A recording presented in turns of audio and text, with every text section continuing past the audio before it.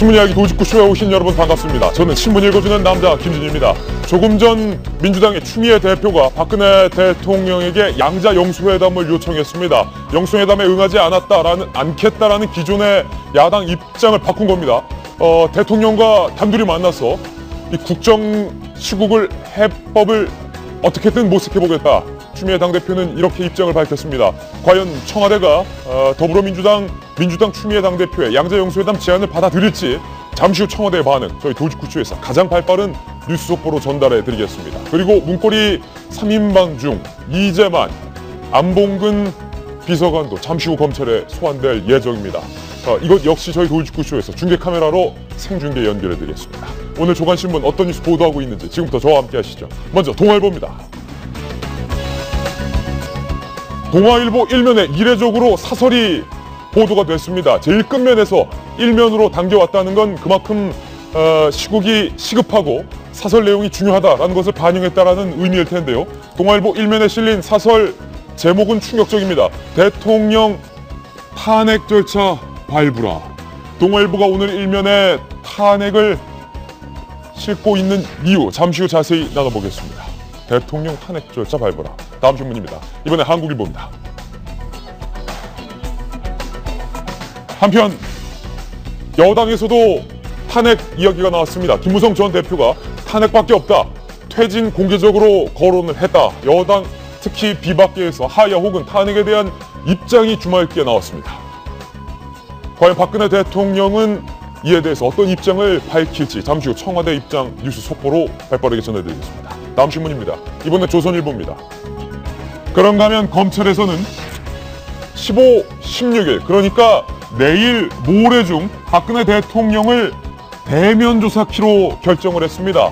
박 대통령에 대한 서면 조사가 아니라 대면 조사. 그러니까 검찰과 검찰 수사관과 대통령이 얼굴을 맞댄다. 대면 조사를 하겠다. 이런 입장을 밝힌 겁니다. 청와대는 아직 이에 대한 답변을 내놓지 않은 상황입니다. 청와대 관계자들은 서면 조사를 희망하고 있습니다. 다음 신문입니다. 이번엔 경향신문입니다. 이 와중에 제 살 길만 찾는 친박 조기 전당대회론을 들고 나왔습니다. 정말 기사 제목처럼 이 와중에라는 표현이 적절한 것 같습니다. 당이 해체 위기에 놓였는데 전당대회를 앞당겨서 하자 반기문 총장만 기다리고 있는 것 같은데 친박은 제 살 길만 찾는 게 분명해 보입니다. 한지붕 두 가족, 친박 대 비박 간의 갈등이 정점에 치닫고 있습니다. 다음 신문입니다. 이번에 한겨레 신문인데요. 돌리면 나옵니다. 한겨레 신문 일면에도 사설이 동아일보처럼 실렸습니다. 오늘 동아일보와 한겨레 신문 양쪽 신문이 사설의 일면에 당겨 싣고 있습니다. 박근혜 대통령 하야는 국내 명령이다. 미묘하게 다른 것. 동아일보는 일면 사설에서 탄핵을, 한겨레 신문은 일면 사설에서 하야를 외치고 있습니다. 탄핵과 하야는 엄밀히 다릅니다. 잠시 후 탄핵과 하야의 차이점에 대해서도 브리핑해드리겠습니다. 다음 신문입니다. 이번에 서울신문인데요. 검찰 수사 상황 한번 체크해보겠습니다. 검찰이 주말 동안 비공개로 불러서 속전속결 조사를 했다. 누구를요? 재벌 총수 7명, 박근혜 대통령과 독대했다라는 의혹을 받고 있는 재벌 총수 7명, 이재용 삼성전자 부회장까지 포함해서 비공개로 수사를 했는데 이 검찰에서 사실상 재벌 총수들 봐주기 한 것 아니냐, 부실 수사한 것 아니냐라는 비판도 함께 제기되고 있습니다. 다음 신문입니다. 이번엔 중앙일보인데요. 역시 돌리면 나옵니다. 이번 주에 정치 뉴스 중에 가장 큰 뉴스는 박근혜 대통령의 검찰 조사입니다. 박 대통령 15, 16일 중 조사한다. 청와대에서는 15일까지 입장을 밝히겠다라고 답변을 한 상황입니다. 과연 조사 장소는 검찰청사가 아닌 어디에서 할지, 대통령의 집무실이 아닌 어디에서 할지 주목이 됩니다. 그리고 박근혜 대통령이 변호인을 선임할지 여부 등등도 관심 사항입니다. 잠시 후 자세히 보도해드립니다. 시청자 여러분께서는 지금 고품격 뉴스토크 신문 이야기 도직구쇼를 시청하고 계십니다.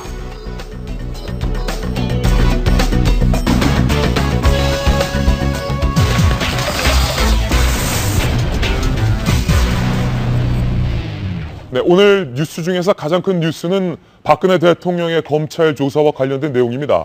15일, 16일, 내일 혹은 모레 중에 검찰은 대통령을 대면 조사키로 했습니다.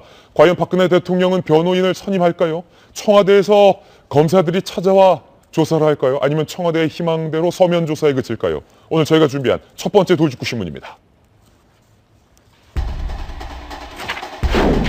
검찰 앞에서는 첫 현직 대통령, 사상 초유의 일이 예정이 된 겁니다. 사면 초과 박근혜 대통령의 결단은 과연 어떨지 첫 소식으로 살펴보겠습니다. 지금 검찰청사에 저희 취재 기자가 나가 있습니다. 홍우람 기자, 대통령의 조사 어떻게 진행됩니까? 네, 검찰은 어제 박근혜 대통령을 직접 조사하겠다는 입장을 청와대에 전달하고 답변을 기다리고 있습니다. 검찰이 제시한 조사 날짜는 내일이나 모레인데요. 대면 조사하겠다는 원칙도 청와대에 전달했습니다. 검찰은 일단 박 대통령이 참고인 신분으로 조사를 받게 된다고 밝혔는데요. 조사 방식과 일정이 확정되면 박 대통령은 헌정사상 처음으로 현직 대통령 신분으로 검찰 조사를 받게 됩니다. 대통령을 조사할 장소는 아직 정해지지 않았는데요. 검찰은 경호상의 문제 등으로 박 대통령을 검찰청사가 아닌 청와대나 제3의 장소에서 조사하는 방안을 청와대와 협의할 것으로 보입니다. 검찰은 미르와 K스포츠재단 기금 강제 모금에 박 대통령이 개입했는지 확인할 방침입니다. 검찰은 박 대통령이 대기업 총수들을 독대하면서 재단 출연을 강요하고 기업들의 민원을 들어줬는지 조사할 계획입니다. 이와 관련해 검찰은 어제까지 이틀 동안 박 대통령을 독대한 대기업 총수 7명을 모두 소환해 조사했습니다. 검찰은 대통령 조사에 앞서 오늘 오전 박 대통령의 최측근인 안봉근 이재만 전 비서관을 소환해 조사합니다. 안봉근 전 비서관은 최순실 씨를 청와대에 검문 검색 없이 통과시켜줬다는 의혹을 받고 있고, 이재만 전 비서관은 최순실 씨에게 청와대 문건이 유출된 과정에 개입한 게 아니냐는 의혹을 받고 있습니다. 지금까지 서울중앙지검에서 채널A 뉴스 홍우람입니다. 네, 홍우람 기자 고맙습니다. 박근혜 대통령이 검찰에서 조사받을 혐의는 크게 두 가지입니다. 재단의 강제 모금과 그리고 청와대 문건 유출 두 가지 큰 혐의인데요. 삼성 204억, 현대차 128억, SK 111억, LG 78억 등 무수히 많은 돈을 모금하는 데 있어서 박근혜 대통령이 직접 재벌 총수를 독대했을 때 이런 모금 요구가 있지 않았냐라는 의혹에 대해서 검찰이 강하게 조사를 할 것으로 보입니다. 정성유 위원님, 현직 대통령을 검찰이 수사한다. 사상 초유의 일이 이제 펼쳐질 텐데 대통령의 검찰 수사 청와대에서 받을 것 같은데 대통령도 변호인을 선임할 수 있는 권리가 있지요? 그렇죠. 지난번에 그 정윤회 문건 유출 파동에서도 청와대가 별도의 변호인을 선임을 해서 방어를 했기 때문에 이번에도 그렇게 할 것 같은데, 사실 스케줄상으로 15일 내일 하고 모레 아니면 안 됩니다. 20일이 최순실에 대한 구속 만료일인데요. 그 전까지 최순실과 함께 기소를 형사상 대통령은 기소가 안 되지만 기소를 하기 위해서는 범행에 대한 이런 것이 나와야 되기 때문에 내일하고 모레 정도, 늦어도 모레 정도는 대통령에 대한 조사가 만료돼야 됩니다. 네. 대통령에 대한 조사는 지금 현재 청와대에서 아니면 제3의 장소가 하고 있는데, 어찌됐건 대통령이 검찰의 포토라인, 이른바 포토라인에 쓸 일은 없어 보이고요. 그렇다 하더라도 대통령이 청와대 내에서 검사가 방문해서 하는 거는 적절진 않아 보입니다. 왜냐하면은 피의자나 지금 참고인이라고 하지만 피의자가 자신이 익숙한 장소에서 조사를 받게 되면 굉장히 심정적으로 이렇게 편안하고 유리한 그런 공간이 확보되기 때문에 제3의 장소나 적어도 집무실이 아닌 다른 곳에서 조사가 이루어질 가능성이 큽니다. 예, 검찰의 특수본 관계자는 대통령의 조사를 앞두고 이런 입장을 밝혀왔습니다. 한번 살펴볼까요? 검찰 특별수사본부 관계자, 대통령을 늦어도 이번 주 화수에는 조사를 해야 할 것 같다. 대면 조사를 원칙으로 하고 있으며 방금 정 위원께서 말씀하셨던 것처럼 장소는 협의, 청와대와 조율을 해봐야 할 것 같다라고 입장을 밝혔습니다. 검찰 관계자는 한편 이런 이야기를 했는데요. 큰 그림은 다 그려졌다. 보통 이 검찰 수사를 할 때 항상 큰 그림을 그려라 이런 말들이 나오는데, 큰 그림은 다 짜졌다. 세부적인 준비만 남았다. 대기업의 주말 총수 조사는 대통령 조사를 위한 준비 단계일 뿐이다. 포석이다라는 거죠. 이미 7명의 재벌 총수에 대한 소환 조사를 검찰이 마쳤기 때문에 과연 삼성, SK 등을 총수로부터 어떤 얘기를 들었는지는 검찰만이 알고 있을 겁니다. 대통령은 일단 참고인 신분이다. 청와대 관계자는 이렇게 말했습니다. 청와대가 고심이 깊을 텐데요. 국민 여러분의 목소리를 무거운 마음으로 들었으며 현 상황의 엄중함을 깊이 인식하고 있다. 박 대통령은 대통령으로서 책임을 다하고 국정을 정상화하기 위해 고심하고 있다. 청와대의 입장까지 살펴봤습니다. 윤태구 실장님. 네. 검찰 조사 분수령이겠죠. 지금 이제 검찰에 대해서 불만이 많죠. 뭐 저도 검찰에 대해서 불만이 많은데, 근데 박 대통령하고 검찰 이렇게 지금 갈등 구조상에서는 다들 뭐 90% 정도는 검찰 편인 거죠. 그러니까 검찰로서는 이제 여론이라는 든든한 이제 뒷 배경이 있기 때문에 좀 몰아붙이는 것이고, 사실 이런 것도 언론 플레이적 성격도 있는 거거든요. 이렇게 흘려놓고 근데 청와대가 우리 못 나가겠다라고 하면 지금 어떤 여론의 질타를 받겠습니까? 그런 부분에 대해서 검찰이 좀 잘 활용을 하고 있는 것 같고요. 그럼 이제 첫 번째 이제 장소의 문제, 두 번째 이 변호인의 문제인데, 제가 이제 우병우 전 수석이 사퇴를 안 하고 버틸 때 그런 말씀을 한번 드렸어요. 사내 변호사 같다. 우병우 수석이 민정수석이 아니라 사내 변호사 같다. 인하우스 로이어 같다. 그랬는데 그 뒤에 이제 최재경 민정수석으로 바뀌었지 않습니까? 만약에 변호사를 뽑는다면은 최재경 민정수석이야말로 정말로 우리나라에서 최고로 가는 정관 변호사인 셈이죠. 예. 그런데 민정수석은 공무원이기 때문에 대통령이 이제 사적인 부분에 대해서 변호인 노릇을 할 수 없습니다. 뒤에서 이제 뭐 일은 하겠죠. 그럼 여기서 참 흥미로운 게, 현직 대통령이 이게 사법적 절차를 밟은 거는 이런 식으로 기소의 위험이 있는 건 아니겠지만은 노무현 전 대통령이 이게 탄핵 심판을 받을 때가 유일하지 않습니까? 그때 노 대통령의 공식 변호인이 문재인 전 대표였습니다. 예. 그리고 그때 검사 역할을 했던 한나라당 의원으로서 이 탄핵에 대한 이제 기소 유지를 하려고 했던 전반적인 총괄 법률 대리인이 김기춘 의원이었어요. 예. 그때 이제 검사 노릇과 변호사 노릇이었는데 그 공수가 완전히 역전됐다. 이것도 참 역사의 아이러니인지 뭐 흥미거리인지 모르겠습니다. 검찰 수사를 받고 있는 정호성 비서관, 저희 채널의 단독 취재 결과 정호성 비서관이 박근혜 대통령 걱정 때문에 이 검찰 조사받는 과정 중에서 수차례 눈물을 흘리고 있다라는 사실을 저희 채널의 취재진이 단독으로 확인을 했습니다. 유식형 칼럼니스트 정호성 전 비서관이죠. 이제 박근혜 대통령과 18년 지기 인연을 보유하고 있는데 정호성 전 비서관이 검찰 수사에서 그렇게 눈물을 흘렸다. 그렇죠. 지금 말씀하신 것처럼 18년 동안 어쨌든 보좌를 했고 거의 뭐 그 시간과 공간을 같이 공유해 왔다라는 건 사실 굉장한 거죠. 사람 그 어떤 내가 모시는 사람이 잘하건 잘못했던 간에 그 시간이 주는 그런 무게감도 있을 테고요. 시간이 주는 무게감. 네, 그래서 가장 지금 우려하는 것은 이제 그 정호성 그 비서관에 대해서 압수수색하지 않았습니까? 집도 압수수색해서 그때 뭐 폰도 여러 가지 발견됐다고 하고요. 그 안에서 뭐 지금 보도마다 좀 다르긴 하지만 뭐 최순실 씨의 목소리가 뭐 녹음됐다. 그리고 박근혜 대통령이 최순실 씨한테 뭐 해당 문건을 전달해라라는 뭐 그 녹음 내용이 발견됐다. 여러 가지 이제 설들과 보도 내용들이 나오고 있는데요. 어쨌든 심리적인 부담감을 상당히 느끼고 있을 테고요. 그래서 지금 안종범 수석이나 뭐 차은백 씨 같은 경우는 그래도 대략 검찰에서 물어보는 것에 대해서 순순히 좀 답변을 하는 편인데, 지금 가장 입을 안 열고 있는 사람이 최순실 그리고 예. 정호성 두 사람이라고 합니다. 그래서 정호성 씨 같은 경우는 지금 검찰의 어떤 질문에 예 아니요 이렇게 단답형으로만 하는데, 그러니까 최대한 대통령을 보호하겠다라는 어떤 마음을 가지고 지금 여전히 조사에 임하고 있는 거고, 네, 결정적으로 이제 증거가 나오는 경우에만 이제 인정하는 그런 수준으로 가는 것 같은데요. 안종범 전 수석과는 상당히 대조적입니다. 안종범 전 수석은 구속되자마자 대통령이 시켰어요. 이렇게 바로 물었는데 네. 정호성 전 비서관은 18년이 주는 인연 때문에 대통령 보호하기 위해서 대답을 아끼고 있다. 네, 이게 관계가 어쩔 수 없이 다를 예. 겁니다. 정호성과 박근혜 대통령 그리고 안종범과 박근혜 대통령은 분명히 다를 수밖에 없는 거고요. 또 처한 상황이 안종범 예. 수석 같은 경우는 워낙 또 공개적인 그런 일정들이 많았기 때문에 소위 말하는 빼도 박도 못하는 그런 상황도 분명히 있어서 예, 그 답변에 어떤 그 온도차가 좀 있는 게 아닌가라는 생각이 드네요. 네. 아마도 검찰의 대통령에 대한 조사 중에 질문 중에 하나는 세월호 참사가 발생했던 당일 7시간 동안 무엇을 하셨습니까? 라는 질문일 겁니다. 그런데 오늘 한 조간신문이 단독으로 입수한 내용을 보면 청와대가 공식적으로 제출한 자료인데요.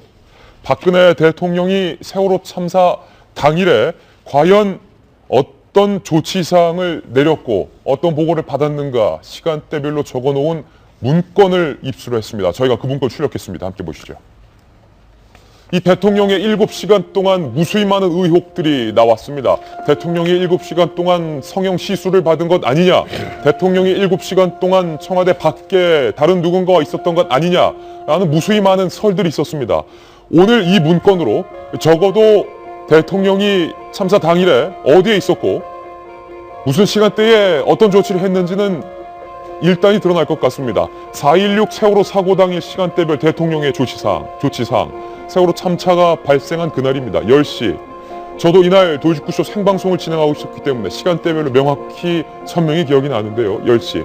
안보실에서 먼저 대통령에게 긴급 보고가 들어갑니다. 구조 인원수와 구조 세력 동원 현황에 대해서 대통령에게 안보실이 직접 보고를 했고요. 10시 15분 대통령이 안보실장에게 전화를 합니다.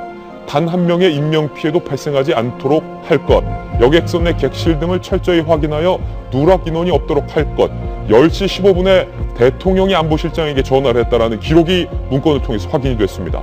10시 22분 박근혜 대통령은 당시 안보실장에게 곧이어 전화를 했다는 것도 확인이 됩니다. 샅샅이 뒤져서 철저히 구조할 것을 재차 강조했다. 그리고 10시 30분 역시 대통령이 해경청장에게 전화로 지시했던 기록도 나와 있습니다. 안보실장에게 지시한 내용에 더해서 해경 특공대를 투입해서라도 인원 구조에 최선을 다할 것. 근데 문제는 10시 30분 이후부터 14시 11분, 2시 11분까지 그러니까 2시간 30분가량 무수히 많은 부서에 대통령을 향한 보고는 있었지만 대통령의 지시사항은 단 한 차례도 없었다는 것이 문건을 통해 확인이 됐습니다. 과연 이 2시간 30분 동안 무수히 많은 보고를 받은 대통령은 왜 어떠한 한마디 지시도 없었을지 이것이 가장 강력한 의문으로 남는 대목입니다. 2시 11분, 2시간 30분이 지나서야 박근혜 대통령은 안보실장에게 다시 전화로 지시를 하고 알려져 있는 것처럼 15시, 17시 15분, 5시 15분 대통령이 중대본에 현장 방문할 것 그리고 지시를 합니다. 대통령이 17시 15분 중대본 현장에 방문해서 했던 지시 저희가 그때 장면 준비했습니다. 다시 한번 들어보시죠. 지금 이제 5시가 넘어서 그 일몰 시간이 가까우는데 어떻게든지 일몰 전에 그 생사 확인을 해야 하지 않겠는가 그런 생각입니다. 다 그렇게 구명조끼를 학생들은 입었다고 하는데 그렇게 발견하기가 힘듭니까 지금요? 닫혀 있기 때문에 구명조끼가 의미가 크게 없는 것 같습니다. 그래서 지금 닫혀 있을 때. 네, 김병미 전 의원님. 박근혜 대통령이 7시간이 지나서야 모습을 드러내고 방금 보셨던 지시를 한 건데 무수히 많은 의혹이 있었습니다. 7시간 동안 마취제에 취해서 의료시설을 받고 있었다라는 의혹도 있었는데 대통령이 10시 30분까지 지시를 했고 2시 11분에 다시 지시를 한 것으로 봐서 마취 상태였다라는 의혹은 근거가 없는 것으로 드러난 것 같은데 더욱더 궁금한 건 이 2시간 30분이 사실상 골든타임이었을 텐데 왜 아무런 지시도 못했고 본 사람이 없느냐? 그렇죠. 이때가 바로 대통령께서도 마찬가지로 많은 국민들이 온 국민이 TV를 시청하고 있는 과정에서 세월호가 서서히 침몰해가는 과정들을 지켜보고 있지 않았겠습니까? 그러니까 많은 국민들이 분노하고 있는 이유 중에 하나는 그 당시 뭔가 적절한 조치가 취해졌더라면 그 골든타임을 놓치지 않았더라면 무고한 학생들의 인명희생이 없었을 거라는 기대감이 지금이라도 정말 단 1마리 기대감이라도 있다라면은 그걸 살리기 위한 어떻게든 모든 노력을 다했어야 됨에도 불구하고 우리 국민들이 보는 과정에서는 그런 노력들을 찾을 수가 없었었죠. 근데 그 당시에 대통령의 상황들을 보게 되면은 비서실 보고를 받았다고 하는데 보고를 받으면 사실 이때는 말 그대로 재난안전을 총괄하는 컨트롤타워가 거의 부재한 상황이었기 때문에 대통령이 현장에 뛰어가서든지 간에 정부 부처의 모든 동원 가능한 인적 물적 자원들을 어떻게든 확보해서 할 수 있기 위한 노력 조치를 취해야 되는데 보고를 받고 지시사항이 없었다는 게 가장 큰 문제거든요. 2시간 한 20분에서 30분 그럼 그 2시간 20분, 30분 동안 점점 침몰해서 내려가고 있는 그 시간 동안 대통령은 도대체 어디 있었는가에 대한 의구심이 다시 증폭될 수밖에 없는 겁니다. 그러니까 지금까지 청와대에서 나왔던 해명들은 관저에 있었던 것 같다는 얘기를 하고 있는데 여기까지는 이제 많은 국민들이 청와대 얘기들을 최대한 합리적으로 좀 납득하기 위해 노력을 하는 과정에서도 청와대 해명은 이렇지 않습니까? 관저에 있건 집무실에 있건 청와대 경내에 있으면 어디든지 대통령이 직무 공간이 된다라는 건데 다시 한번 우리가 상식적으로 최순실 씨가 끼어들었던 이 국정농단의 사태를 뒤집어 봤을 때 이거 관저에 있는 게 말이 되냐? 집무실에 있는 것도 사실 집무실을 넘어서 현장으로 뛰어가든 뭐든 할 수 있는 모든 조치를 다 해야 되는데 그걸 안 했다는 게 문제고요. 그리고 이제 중대본이라고 하는 곳에 오후 5시 아까 갔던 영상을 우리가 봤는데요. 이것도 5시에 바로 그냥 간 게 아니라 가기 한 2시간 전인 3시 정도에 중대본에 갈 것이라고 지시라고 2시간 뒤에 나타났다는 겁니다. 이게 이제 촌각을 다투는 일에서 이렇게 2시간의 시각차가 발생하는 게 무엇이냐? 그렇기 때문에 이 7시간 기간 동안 박근혜 대통령이 청와대에서 무슨 일을 했는지에 대한 청와대의 명확한 해명 없이는 이와 같은 의구심과 의혹들은 계속 또 증폭될 수밖에 없다는 거죠. 진기춘 실장이 당시에 이제 국회에 나와서 대통령이 있는 곳이 집무실이다. 관저에 있던 어디 있든 뭐 일을 했다 얘기를 하고 있는데 이건 사실 우리 동아일보 사설도 지적하고 있지만 검찰이 이제 밝혀야 될 부분이죠. 저희는 이번에 대통령 그 조사에서 아까 말한 그 강제 모금과 그다음 문건 유출 플러스 해서 이거에 대해서 밝혀야 될 부분이고요. 사실 이거는 굉장히 간단합니다. 대통령이 말씀하시면 돼요. 내가 뭘 했다라고. 근데 그 말을 안 하기 때문에 지금 세월호 천막이 지금 광화문에 있으면서 3년째 지금 가까이 이루고 있지 않습니까? 대통령이 이거는 밝히시면서 국민들이 의구심을 갖는 부분에서 설명하시면 될 것 같고요. 그다음 아울러서 오늘 아까 우리가 일면 사설에서 대통령 탄핵 절차 얘기를 했는데 사실 그날의 촛불의 민심을 보면은 하야를 많이 요구를 하고 있습니다. 대통령은 사실 우리 오늘 사설에서 지적했지만 대한민국 헌법 1조를 위반했다고 보거든요. 모든 국민 주권주의를 위반하고 대통령의 권한을 갖다 최순실과 함께 사유했다는 것이 핵심이기 때문에 대통령의 어떤 잘못은 게 분명한 마당에서 이제 어떻게 해서 이걸 처리하냐 하는 문제에 있어서 대통령은 비록 헌법을 위반했지만 현재 헌법을 위반한 대통령에 대한 합법적인 절차가 있으니까 그것을 따르자는 그런 취지로 오늘 그 사설을 얘기를 했는데요. 마찬가지로 내일 촛불 집회에 있어서 내일 검찰 수사 받은 내일 모레나 검찰 수사를 받은 이후에는 이제는 이 대통령이 질서 있는 소위 말해 퇴각을 하든 탄핵을 하든 이런 거에 대해서 이제 수습을 담을 수 있는 방안에 대한 그 논의가 나와야 될 것 같습니다. 사실 저 표는 예. 여러 번 나왔던 거예요. 근데 뭐 15번, 18번, 19번 지금까지도 조금씩 헷갈리는데 이게 본질적으로는 2018년 7월부터 나왔던 표인데 이게 2시간 반으로 줄어들었는데요. 근데 이걸 보셔야 될 게 7시간이라고 하는 거는 7시간 동안 대통령 얼굴을 본 사람이 없습니다. 여기서 보면요. 10시 15분부터 해가지고 중간에 이제 12시 50분, 14시 11분, 14시 57분이 있는데 통화예요. 전화를 대통령이 받거나 그다음에 뭐 짧게 지시를 한 것이고 나머지 그 2시간 반 동안은 통화도 안 되고 얼굴도 못 보고 목소리도 못 들었고 요 시간 동안은 통화도 안 되고 얼굴도 못 보고 목소리도 못 들었고. 근데 10시 15분부터 5시 15분에 중대본에 도착했으니까 한 5시부터 준비는 하셨겠죠. 그럼 총괄 7시간 동안은 보지를 못했다는 거예요. 예.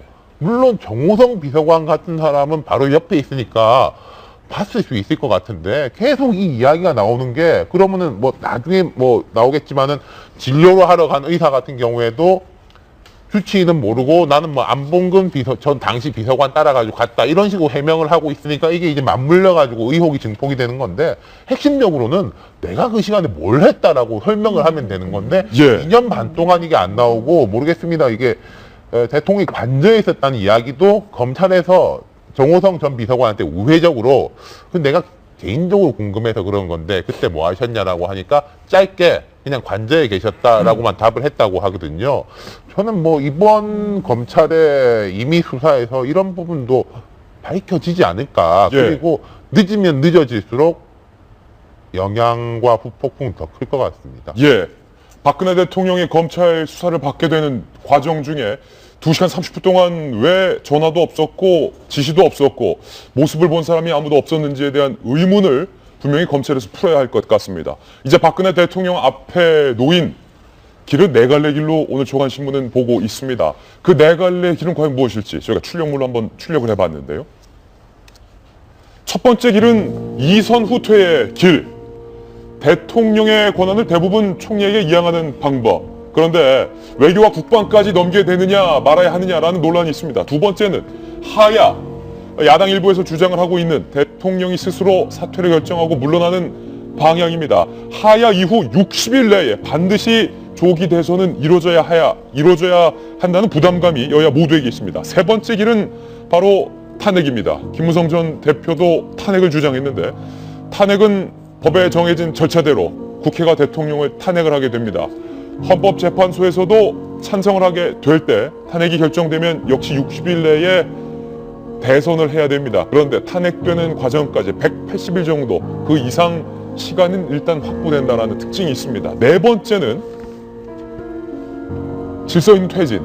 질서 있는 퇴진. 박지원 비대위원장이 밝힌 것이 바로 질서 있는 퇴진인데 대통령이 일단 구두로 조기 사임을 선언한 뒤에 여야가 논의를 해서 책임 총리를 누구를 세울 것이며 거국 중립 내각을 어떻게 구성할 것이며 국회 주도로 풀어가야 된다라는 질서 있는 퇴진론까지 네 가지 방향이 나왔는데 오늘 정치 전문가 나오셨습니다.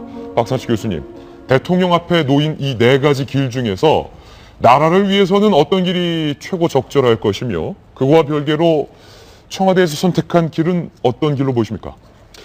지금 아침에 많은 이야기가 나왔어요. 지금 대통령 수사를 내일 모레 하는 것, 또 세월호 사건, 물론 내일 뭐 세월호 사건에 관한 그 7시간 동안은 무엇을 하고 있었냐는 수사의 조사의 중심 내용은 아니겠죠. 이것은 근본적으로 뭐냐면 대통령이 무엇을 했는가는 구체적인 사안을 알라기보다도 대통령이 도대체 어떤 사람이었는가라는 근본적인 이제 의문이 생기는 것이고, 그러다 보니까 지금의 국민적인 분노는 정말 끝을 알 수가 없는 정도인데, 이제는 분노보다는 이걸 어떻게 잘 수습해 나가야 되겠느냐. 좀 단호하면서도 어떤 지나칠 필요 없는 수습이 필요한데요. 일단은 진상 규명은 항시 계속 진행이 돼야 될 것 같습니다. 어마어마한 양이 많기 때문에. 그리고 그 진상 규명에 따라서 수습의 방향이 달라질 수 있다고 보거든요. 내일 모레 검찰 수사를 해보고 나중에 특검까지 가겠죠. 그런데 이제 탄핵이라는 이야기 나오고 하야라는 이야기가 나옵니다. 여기서 정말 굉장히 신중해야 하는데, 어쨌든 추미애 더불어민주당 대표가 단독 영수회담을 제안한 것은 뭐 시적절한 면도 저는 있다고 저는 생각이 드는데요. 탄핵을 우리가 언뜻 떠올리면 노무현 대통령 때 탄핵을 생각하거든요. 그때 탄핵은 사실 실패한 탄핵입니다. 예. 시도는 했지만, 즉 정치적 탄핵이겠죠. 그러면 지금은 법률적으로 위반된 여지가 많기 때문에 탄핵을 해도 된다라고 하지만, 법률적으로는 부담이 없지만 정치적으로는 상당히 몇 가지 발생될 수 있는 문제가 상당히 많습니다. 그렇기 때문에 법률적인 측면보다도 어쩌면 이 야당과 국민들과 특히 대통령의 어떤 정치력이 뭔가 좀 나타나야 된다. 그래서 하야도 물론 하야로 갈 수밖에 없지만 갑작스러운 하야를 이거 어떻게 수습하기 힘들다라는 것이 많은 사람들이 생각을 하고 있고, 그래서 저는 이제 개인적인 생각이라기보다도 야당한테 촉구하고 싶은 것이, 이제는 정치의 축이 청와대에 머물 수가 없거든요. 청와대 흔적을 없애서는 안 된다라는 생각도 있어요. 그래서 질서 있는 하야라는 이야기도 나오지 않습니까? 그러면 모든 대통령의 권력을 국회로 갖고 오는, 그래서 어쩌면 대통령 권력을 이양하는 특별법을 국회에서 만들 때 그러한 것이 대통령이 그렇게 한 게 좋겠습니다라는 이야기가 오가면 더 좋겠죠. 그런 이제 방향을 찾아야 된다는 것이 뭐냐면, 우리가 흔히들만 이 다중이 이렇게 촛불 시위를 하고 그러면은 집단적인 어떤 이 감정적이보다도 뭔가 집단 이성이 좀 움직이고 있다고 우리는 느끼게 되거든요. 예. 그렇기 때문에 대통령의 하야든 탄핵이든 여러 가지 대통령이 정치로부터 중심으로부터 물러나는, 빗겨나는 방향을 이제는 국회로 중심을 옮겨가지고 이야기 나눠야 되는데, 모르겠습니다. 오늘 추미애 대표가 제안한 것이 더불어민주당의 정치적인 이니셔티브를 강화시키려는 건지, 아니면 진실로 권력 이양을 무난하게 국회로 끌고 올라간 건지 모르겠습니다만, 그렇게 작동된 것이 그것이 괜찮지 않겠냐는 생각도 듭니다. 예, 대통령의 앞길에 놓여진 네 갈래 길, 과연 한겨레 신문은 오늘 사설에서 일면 사설에서 하야를 주장했고, 동아일보는 일면 사설에서 탄핵을 주장했습니다. 하야, 탄핵, 질서 있는 퇴진, 이선 후퇴. 그중에 어떤 선택지에 여야가 합의하게 될지 좀 주목을 해보겠습니다. 저희가 준비한 다음 돌직구 신문입니다.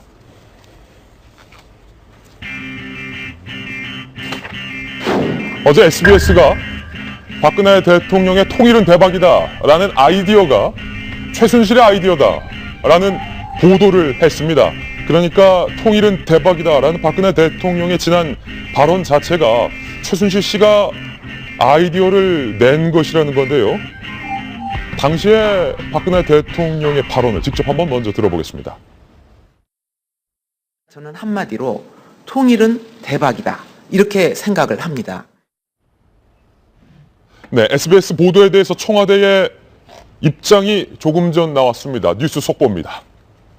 청와대에서는 통일 대박, 이 아이디어는 최순실 씨와 전혀 상관이 없다라는 입장을 밝혔습니다. SBS 보도에 대해서 정면으로 반박을 한 셈입니다.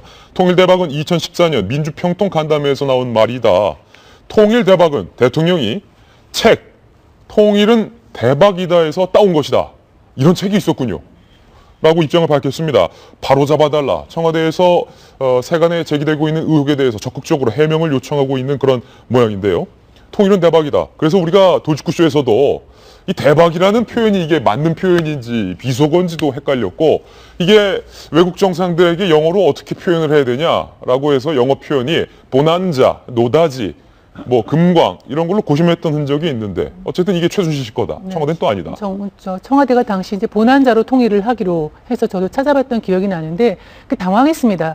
통일 대박이라는 거 이제 임팩트가 크고 굉장히 한 번에 확 다가오는 통일의 어떤 효과나 이런 거에 한눈에 다가오는 그런 말이긴 한데 대통령의 입에서 나오기에는 적절하지는 많이 없고 대신 효과는 굉장히 좋은 말이었는데 당시 비서진이나 연설을 제작에 참여했던 사람들도 되게 당황했다 그러죠.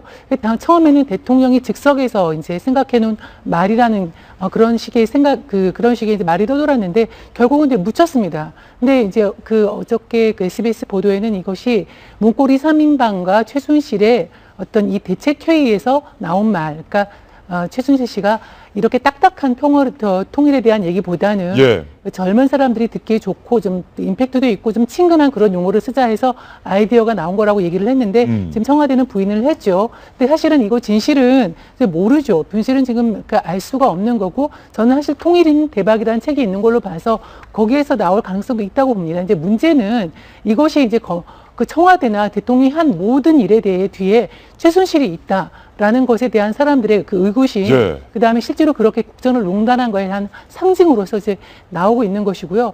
사실은 뭐 이것뿐만이 아니라 대통령이 그동안에 연설문에 썼던 대통령답지 않은 그런 언어의 상당 부분, 우주의 기운, 저작 그런 것뿐만이 아니라 뭐 규제는 암덩어리, 모으는 빠뜨려 죽여야 된다. 좀 대통령이 쓰기에 좀 적절하지 않은 그런 저작거리에서 쓰는 그런 말들 자체도 사실은 최순실의 그 언어 습관 이런 것이 반영된 것이 아니냐 하는 그런 의구심이 있는 거죠. 어제 SBS가 이런 주장을 했고 오늘 아침 청와대가 정면으로 반박을 했기 때문에 통일은 대박이다가 이게 누구 아이디어냐가 또 논란이 됐습니다. SBS가 이런 주장을 한 근거는 바로 이 검찰 관계자의 발언 때문이었습니다.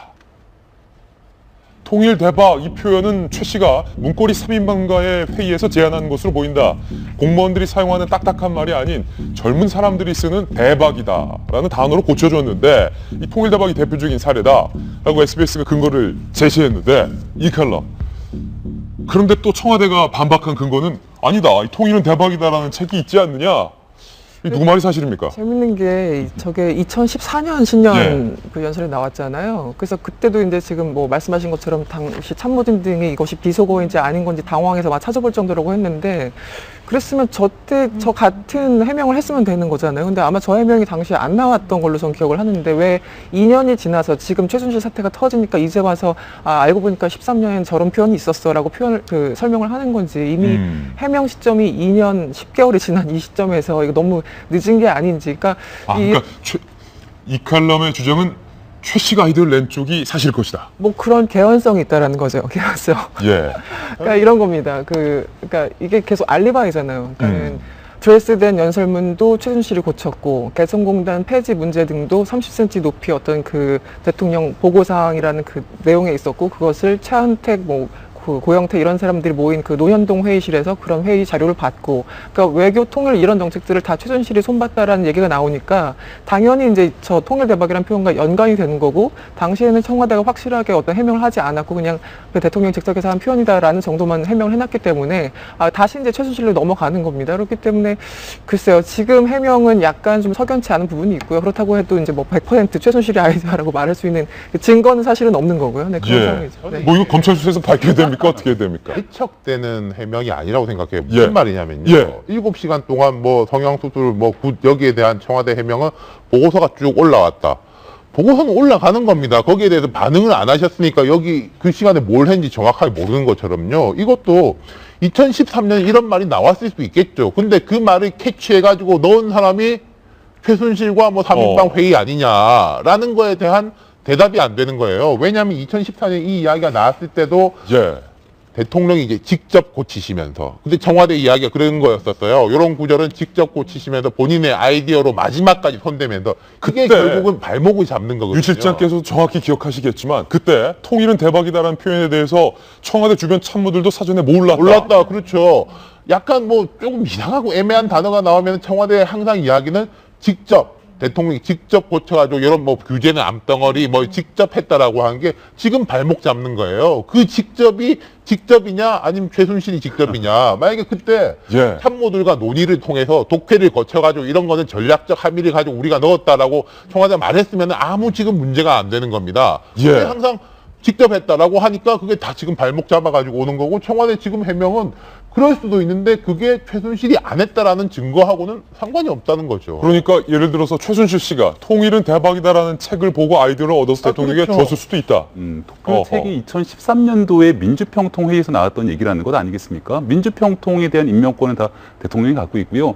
사실 청와대 해명들이 저는 좀 공색하다는 생각이 드는데, 우리 그 2012년도 대통령 선거 때 썼다라고 하는 태블릿 PC에 정호성 씨 거, 그러니까 그 PC 김한수 행정관이 만들어서 최순실 씨랑 공유하고, 거기에 대한 아이디가 그레이트 박 1819로 기억하실 텐데, 그레이트 예. 박이 한국말로 쓰면 뭡니까?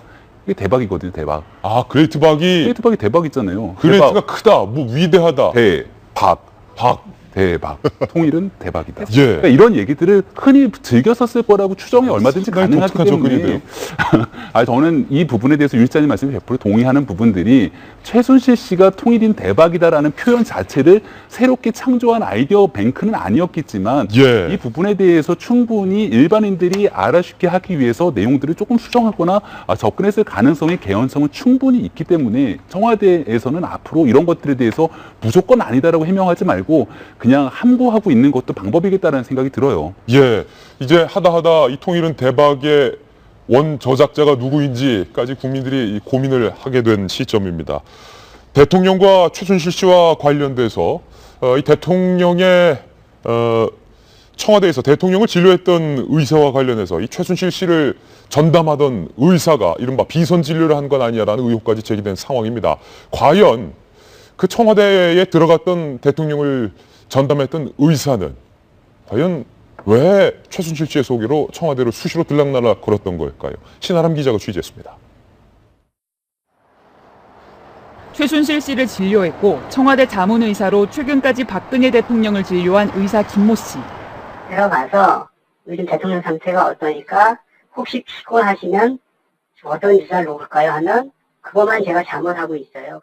차병원 계열 차움 의원에서 일했고 현재 모클리닉 원장인 김 씨는 최순실 씨가 부탁하면 VIP를 위한 일인 줄 알고 도움을 줬다고 말했습니다.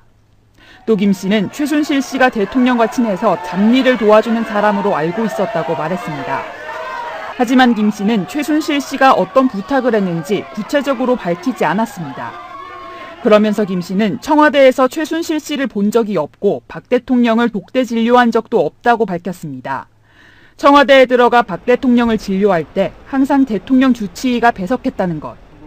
그런데 김 씨가 박 대통령의 자문의가 된 경위에 의혹이 제기되고 있습니다. 김 씨는 당초 박 대통령 초대 주치의인 이병석 연세대 세브란스 병원장의 추천을 받은 것처럼 말했는데, 그때 주치의인 이병석 교수님이 임명을 해주셔서 제가 자문위원이었죠. 지금도 그래서 자문을 들어가죠, 가끔. 이병석 원장은 주치의 발령 뒤 김 씨가 이미 자문단 명단에 들어와 있어 당황했다고 밝혔습니다. 김 씨는 병원에서 인터뷰 금지령을 내렸다며 차라리 검찰에서 불러주면 성실히 답변하고 싶다고 심경을 털어놨습니다. 채널A 뉴스 신아람입니다. 주치의가 있는데 그 주치의와 별개로 최순실 씨의 추천으로 청와대에 들어가서 대통령에게 영양제 주사를 놔줬다고 말하는 이 의사, 이 칼럼. 이 경우에 무엇이 문제입니까?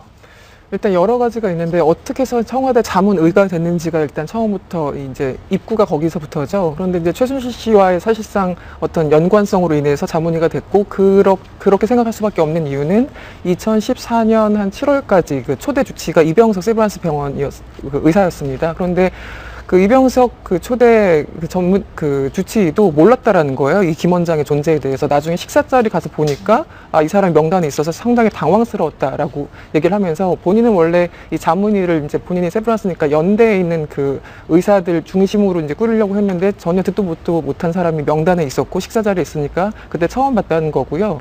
두 번째 문제는 최순실 씨의 부탁을 받고 대통령을 진료했다고 하는데 구체적으로 어디서부터 어디까지 진료를 했는지, 왜 최순실 씨가 감명으로 뭐 처방해 갔다 뭐 이런 여러 가지 얘기가 있었잖아요. 그래서 사실은 어느 선까지 진료를 했는지도 지금 확실하지 않고, 가장 큰 문제는 주치의가 없는 상태에서 단독으로 진료를 했다는 의혹을 지금 받고 있는 거잖아요. 주치의가 없는 상태에서 단독으로 진료했다.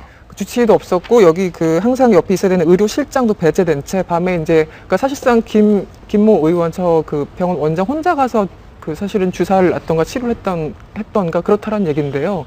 이거는 정말 위험한 거잖아요. 예. 이 옆에 사실상 아무도 없었고 뭐 최순실 씨를 본 적이 없었다면 아마 뭐 정우성이나 뭐 안 본 그런 사람이 있었을 수 있겠지만, 지금까지 어쨌든 대통령을 치료하는데 주치의도 없고 의료실장도 없고 아무도 없는 상태에서 밤에 가서 한 달에 한 번 정도 영양제를 놔줬다는 건 이건 직접적으로 대통령의 안위 그리고 국가의 안보와 직결되는 문제이기 때문에 이거는 가장 큰 문제가 아닌가라는 생각이 드네요. 지금까지. 박 교수님, 당시 대통령의 주치의였던 이병석 세브란스 병원장은 내가 그 김 원장이라는 사람은 본 적이 없다. 그러니까 주치의 없이, 출입 기록 없이 청와대를 들락날락거렸다. 글쎄요. 그래서 이제 최순실 씨가 바로 있기 때문에 이런 사태가 벌어진 것이고 누구도 상상할 수 없는 거 아니겠습니까?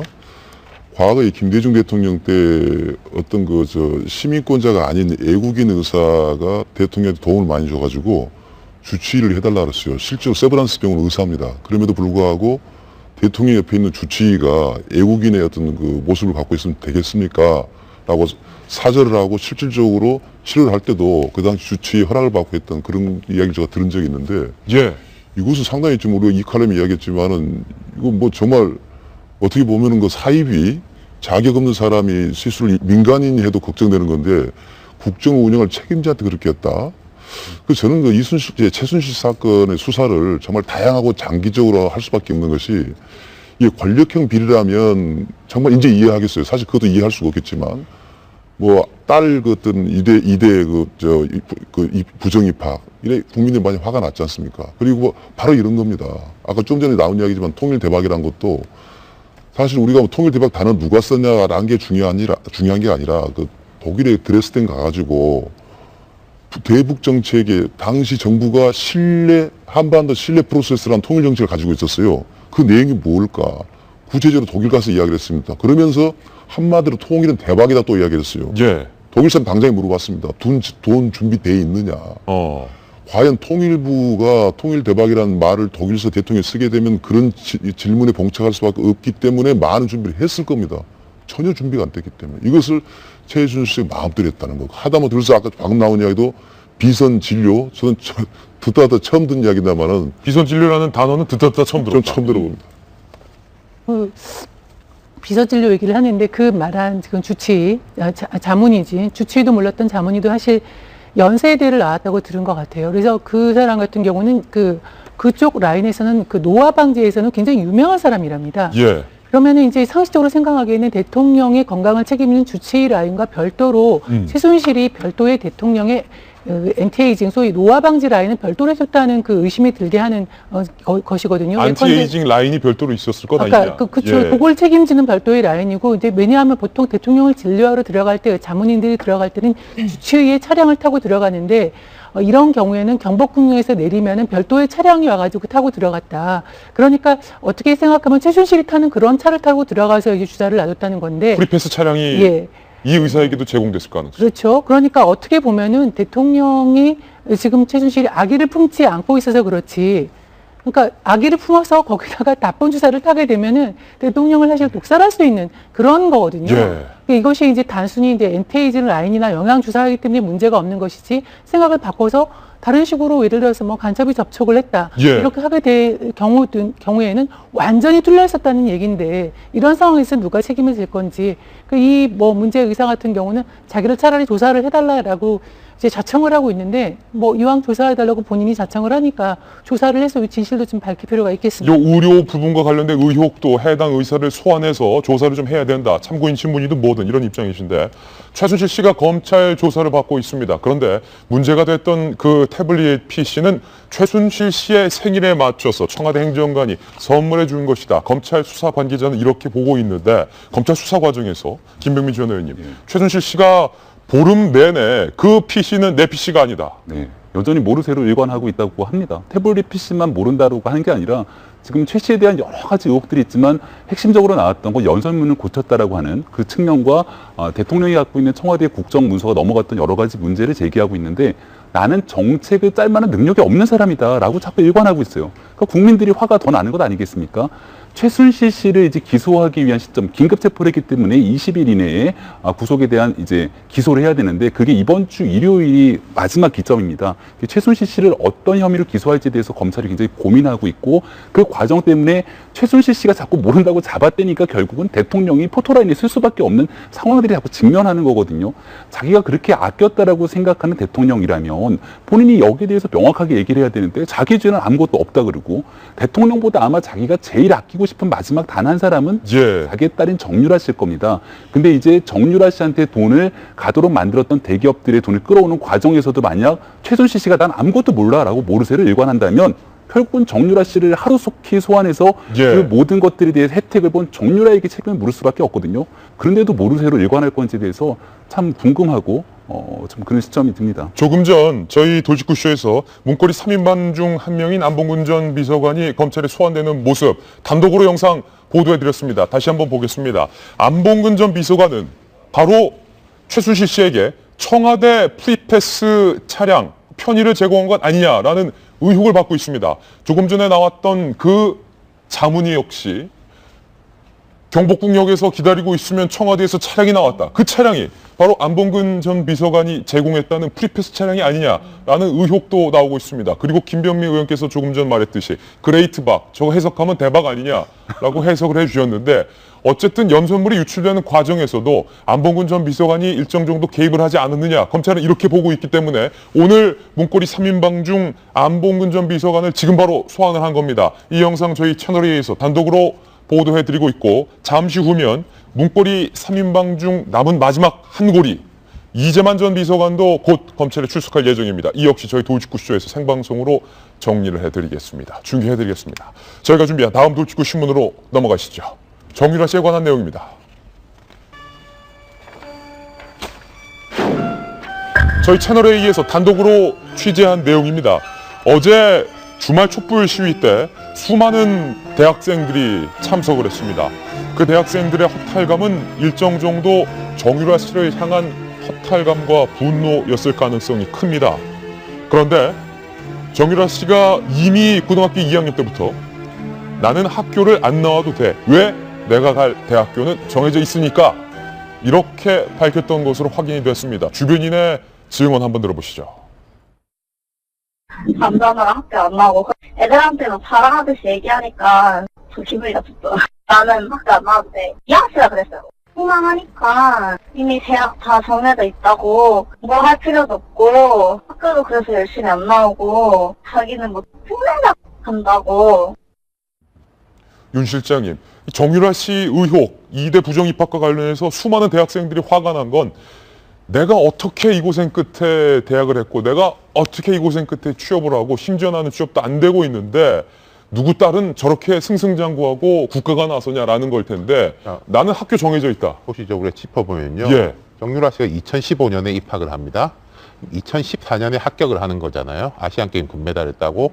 근데 이대의 주장은 우리가 2013년에 학칙을 바꿨기 때문에 이게 정유라 씨하고는 관련 없는 거다라는 주장이 일관된 주장이었어요. 2013년이면 정유라 씨가 고2 때 바로 이 시점이군요. 그러니까 이제 지금 이제 나오는 것들은 그때 이제 기억하실 텐데 그 교육부에서 관련된 공문을 이제 청와대 교문수석실을 통해 가지고 왜 이제 정유라 씨한테 팩스로 간 거 그런 게 있었지 않습니까? 입시 요강 변경에 관련됐던 거.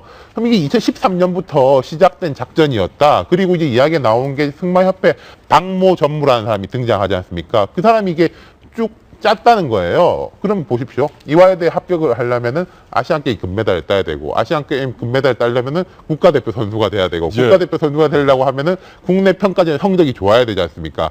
그 시작이 왜 상주 승마장에서 2등 했을 때 경찰이 수사가 들어가고 노태강 체육국장하고 이렇게 다 날려버리고 사람들 싹 바꾸고 그 뒤에 김상률 누구 외삼촌이죠? 차은택 씨 외삼촌이 예. 교문수석으로 들어오고 이게 보면 2013년부터 착착착착 진행되어 로드맵대로 밟아온 거거든요. 그러니까 물론 정유라 씨가 그 2013년 당시에 나는 승마 선수니까 뭐 어느 대학이든 갈 거야 라고 한 건지 아니면 콕 이대를 갈 거야 라고 말한 건지는 저 진술로만은 알 수가 없어요. 하지만 예. 중요한 거는 2013년부터 계획대로 쭉 갔고 그 계획대로 밟아왔고 거기서 더 나아가서는 2020년 뭐 올림픽 출전까지 하고 있다가 이 사달이 난 거 아니겠습니까? 예, 정유라 씨의 발언 중에 뭐 이 씁쓸합니다만 일종의 유행어처럼 회자되고 있는 얘기 첫 번째가 돈도 능력이야. 능력 없으면 내 부모를 원망해 라는 발언이었는데 나는 학교 안 나와도 돼. 갈 학교가 정해져 있으니까 뭐 이게 한 2탄쯤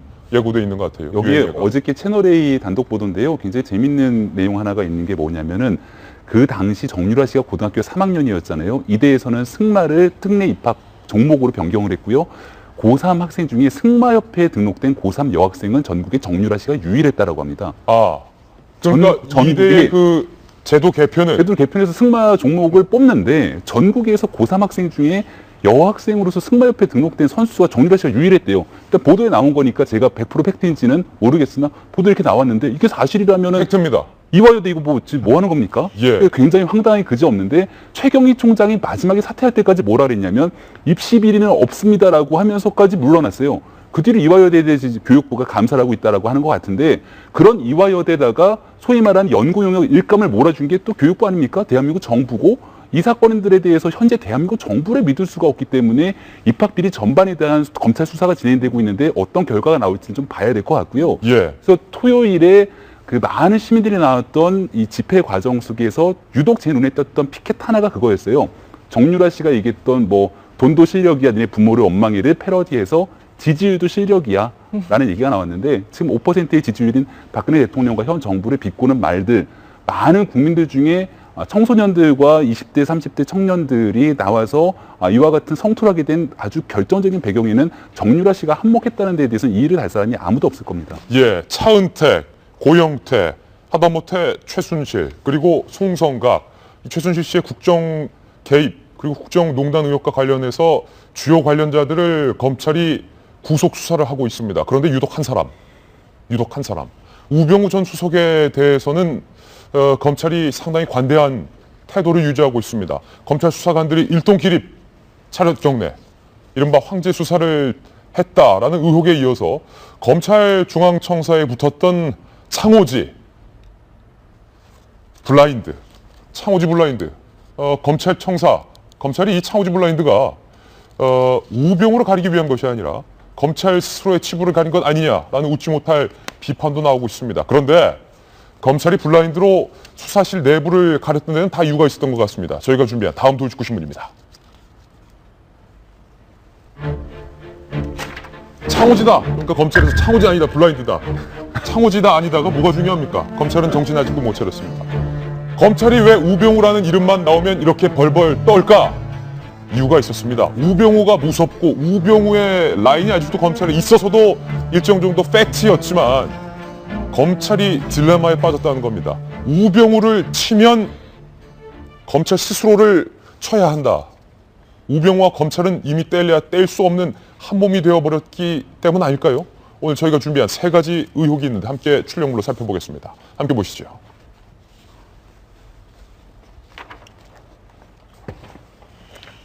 캐면 캘수록 검찰은 우병우 전 수석을 구속 못할 것이다 라는 확신이 드는 데는 크게 3가지 이유가 있습니다. 오늘 저희 돌직구쇼에서만 만날 수 있습니다. 함께 보시죠. 캘수록 검찰도 상처. 왜? 첫 번째는 바로 이것 때문입니다. 롯데의 압수수색 직전에 청와대에서는 재단 측에게 전화 한 통이 갑니다. 그 70억 빨리 돌려줘라.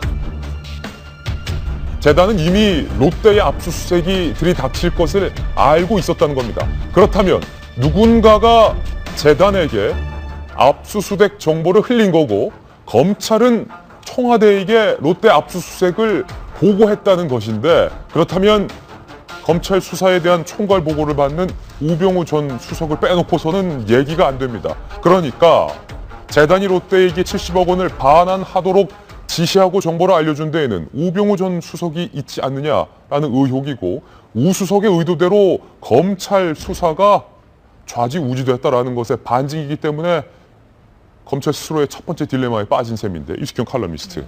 상당히 이상했어요. 아니 어떻게 재단이 70억 원을 그렇게 절묘할 때에 반납을 하지?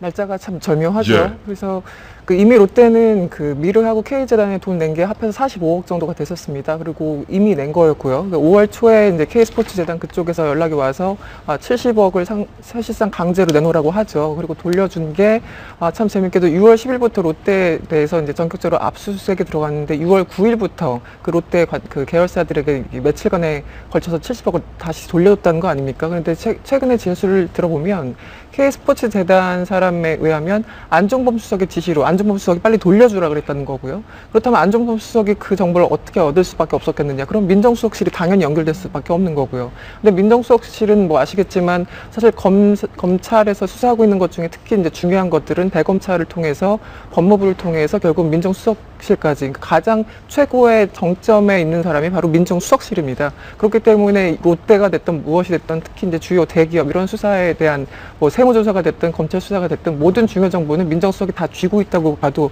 과언이 아닌 거고요. 예. 그러니까 이런 날짜나 정황을 본다면 특히 이제 안종범 수석이 실제 돌려주라고 지시했다라는 어떤 증언까지 나온 상황에서 그럼 결국은 우병우 수석이 뒤에 있었던 것은 아닌가, 그러니까 정보를 흘려준 것이 아닌가, 한마디로 공무상 기밀 누설죄가 적용되는 것은 아닌가라는 얘기가 지금 나오고 있는 거고요. 예.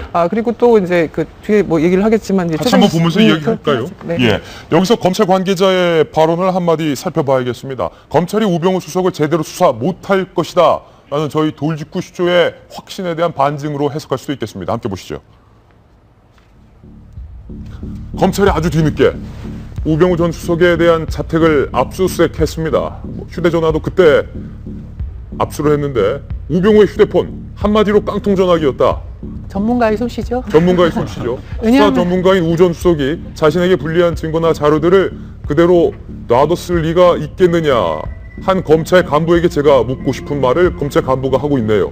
너무 늦었다는 거예요. 그러니까 이제 전문가와 비전문가의 차이를 우병우 전 수석과 그 다음에 아까 정호성 비서관하고 이제 차이를 알 수 있을 것 같아요. 예. 정호성 비서관 같은 경우는 사실 검찰 수사나 뭐 구속이 예정돼 있었는데 검찰이 가보니까 완전히 시쳇말로 대박을 친 거예요. 여러 가지 대포폰과 함께 그 다음에 녹음 파일이 엄청나게 나왔다는 거죠.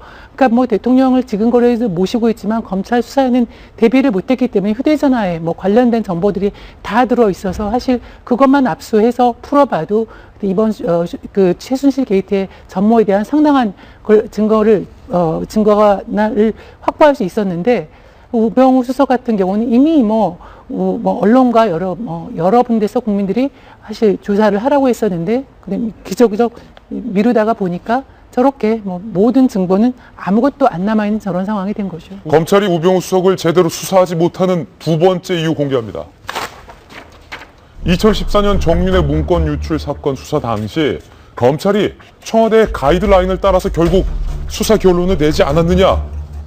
그렇다면 검찰은 우병우 수석이든 누구든 청와대에 있는 누군가가 설계한 시나리오대로 범은 잡지 않고 범 주변에 있는 하룻강아지만 잡았던 건 아니냐. 저때 수사팀장이 누구냐. 지금 윤갑근, 예. 우병우, 이석수 특별수사팀 팀장이에요. 참 재밌지 않습니까? 참 흥미롭네요. 그것도 윤갑근 팀장이 될 때는 우 수석이 민정수석이 있을 때인 거죠. 지금 이제 검찰 주변에서 어떤 이야기가 나오냐면은 대통령 대면 조사한 이후에는 김수남 검찰총장하고 이영렬 지검장하고 대통령 직접 조사하는 검사 있을 거 아닙니까? 세 사람이 사표를 낸다. 네. 조직을 살리기 위해서 그런 이야기까지도 나돌고 있어요. 근데 그분들은 제가 생각할 때는 그 뒤에 별도 특검이 진행되면은 별도 특검인 검찰이 어떤 식으로 그 지난 몇 년 동안 움직였는지에 대해서도 조사를 해야 될 거거든요. 그런 부분에 대해서 조사를 받으셔야 된다고 생각하고, 우병우 수석의 이 전문가적 솜씨에 대해 재밌는 게, 우 수석이 사퇴한 다음 날인가 다다음 날인가 그 텔레그램 사용하시는 분들은 아는데 예. 누가 가입하면 이렇게 드리링 떠요. 전화번호가 입력되어 있는 사람은 우병우 님이 텔레그램에 가입하셨습니다. 텔레그램은 아시다시피 이 카톡이나 이런 거보다 보안성이 훨씬 높은 프로그램이지 않습니까? 해킹이 안 된다. 예. 네, 그게 떴고, 지난 중간은 강석훈 님이 또 텔레그램에 가입하셨더라고요. 예. 지금 이제 청와대 경제수석이신, 그러니까 최경환, 안종범 뒤 아닙니까? 이분들이 참 텔레그램으로 뭔 이야기하고 있을지도 궁금하네요. 예. 2014년 정윤회 문건 유출 사건의 핵심은 뭐였습니까? 정윤회 씨가 문고리 3인방과 함께 비선 모임을 만들어서 국정에 개입하고 있지 않느냐라는 의혹에 대해서 국정 개입 의혹은 전혀 수사하지 않고 문건 유출로 박관천 경정 등등을 징계하는 데 그쳤던 이 그때 당시 검찰의 수사가 공명정대한 수사가 아니라 결국에는 우병우 수석이 설계한 방향대로 수사를 했지 않느냐라는 의혹에서 검찰이 자유롭지 못하다는 겁니다. 세 번째는요. 우리 돌직구쇼에서도 지난 금요일에 보도를 해드렸듯이 문건 유출 시발점으로 지목된 한일 전 경위의 폭로 따르면 한일 전 경위의 휴대전화를 당시 검찰이 압수수색했을 때 최순실이 승마협회에서 이른바 갑질을 하고 있다라는 내용, 나는 승마협회 비리를 캐고 있었다. 이 내용에 대해서 검찰이 침묵을 했다는 겁니다. 그때 왜 검찰이 침묵했느냐? 이게 의문이에요. 그렇죠. 왜냐하면 우리가 최근 들어서 안 사실이지만 2014년도 승마협회의 비리에 대해서 캐고 있었다라면 그 정점에 있었던 최순실 씨에 대한 내용을 캐고 있었다는 거거든요. 그 내용들이 핸드폰에 들고 있었었고 이걸 압수수색해 간 겁니다. 그 핸드폰에 대한 압수수색의 정황 증거들을 가지고 봤으면 여기 최순실 씨의 국정농단까지는 아니겠죠. 승마협회 비리에 관여했던 나름대로 권력 실세로의 행동들이 담겨 있었다면 자연스럽게 이거는 민정수석실로 올라가게 되겠죠. 여기에 대해서 민정수석실이 제대로 이 일처리를 하지 않았다면 그게 바로 직무유기가 되는 건데 이 당시에 이런 문제들을 완전히 다 알고도 덮고 갔다라면은 이 당시에 민정수석 비서관으로 있었던 우병우 당시 비서관을 비롯한 모든 사람들이 엄청난 대역죄를 지었다고도 말할 수가 있는 겁니다.